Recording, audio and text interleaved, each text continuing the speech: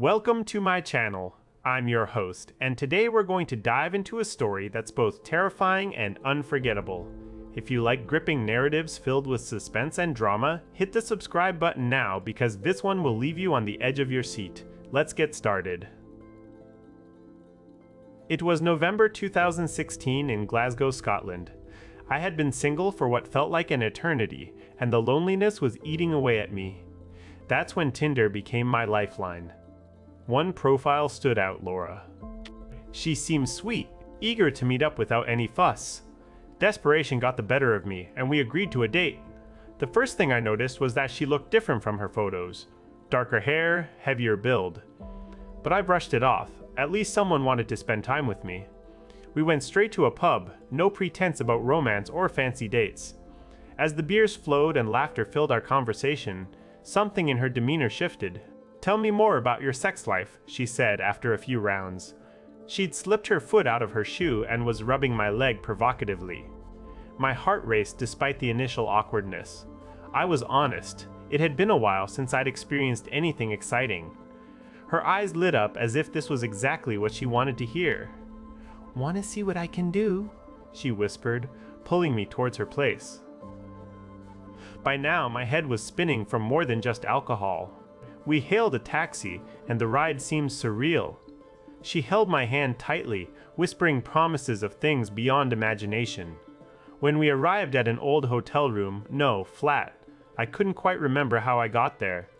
The next thing I knew, I was on the floor trying to get up but falling again. She laughed from above me, mocking my weakness. "Come on, you sexy beast," she said, helping me to my feet. The room was dimly lit, and as I tried to focus, I saw her dressed in fetish gear. I lay there, confused yet aroused. She performed acts that left me breathless. But then, it all went dark again. Waking up later, wrapped tightly in cling film, I couldn't move or speak. Panic set in as she told me about other victims and how this was my punishment for being inadequate. "Hush now," she said, wrapping more around me until I could barely breathe. The room spun, and I fought to break free, but it was no use. She left me there, suffocating under layers of plastic, wondering if I would survive the night.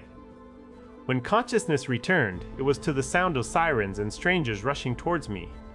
They'd found me in a state of near hypoxia, my limbs numb and body tightly bound. The police swarmed around, questioning every detail. But Laura had vanished, leaving no trace behind except for that empty profile page. Days turned into weeks as I struggled to make sense of what happened. My mind replayed those moments over and over. Was this really a nightmare or reality? And where was she now?